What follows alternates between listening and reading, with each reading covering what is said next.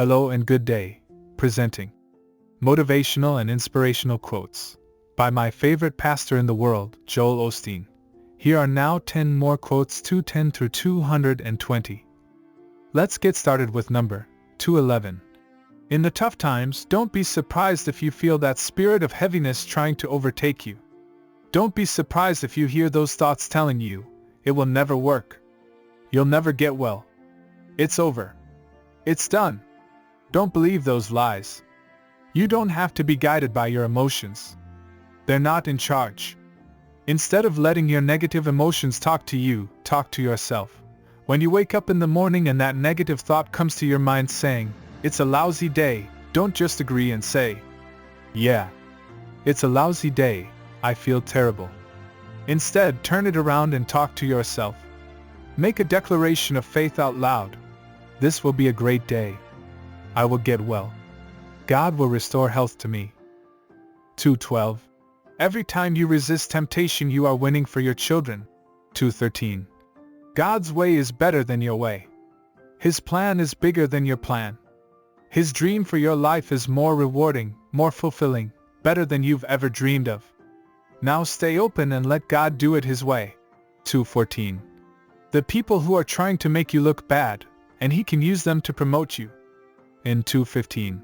Don't waste your time trying to win people over that can never be won over. 2:16.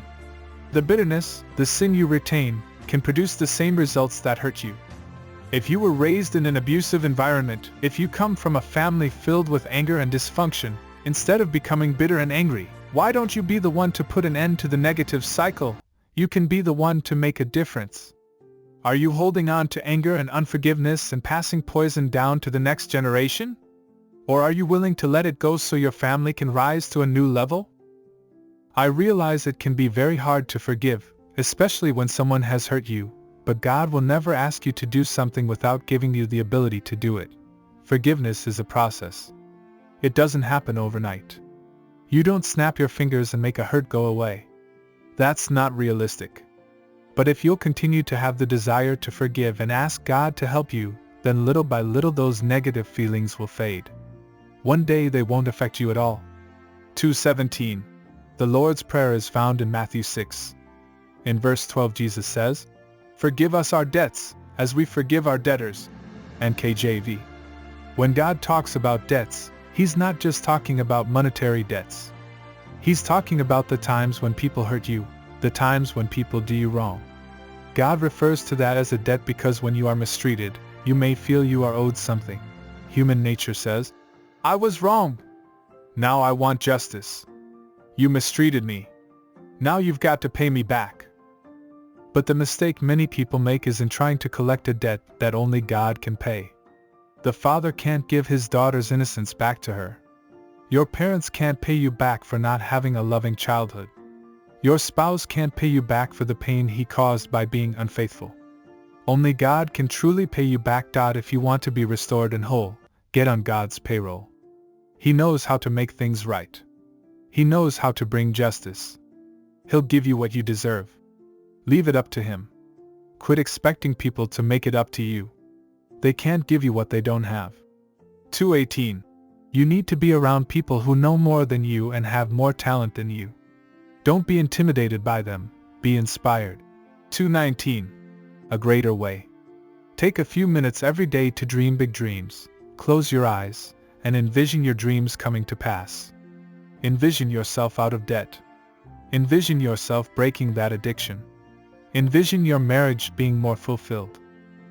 Envision yourself rising to new levels in your career. If you can establish that picture in your heart and mind, then God can begin to bring it to pass in your life. 2:20.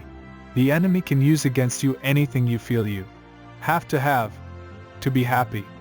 If you think you have to be married to be happy, the enemy can use that against you. If you think your boss has to change before you can enjoy your work, you'll go a year after you're dreading it, thinking that's why you can't be happy. It's good to have hopes and dreams. It's good to wake up each day believing and expecting. But don't wait for those things to come before you enjoy your life and find happiness. This is the day the Lord has made, not tomorrow, not when all your dreams come to pass, not when all the negative people are changed, but today. Understand, God has you exactly where He wants you. If you'll learn to be happy where you are, God will take you where you want to be. He's promised He will give you the desires of your heart. If there is something you really want, I would encourage you to put it on the altar. Just say, God, I would really love to have this. God, you know the desire you put in me. I would love to be married. I'd love to see my spouse change. I would love to be promoted. But God, I'm not waiting on that to be happy. I'm happy right where you have me. That's the kind of attitude God is looking for.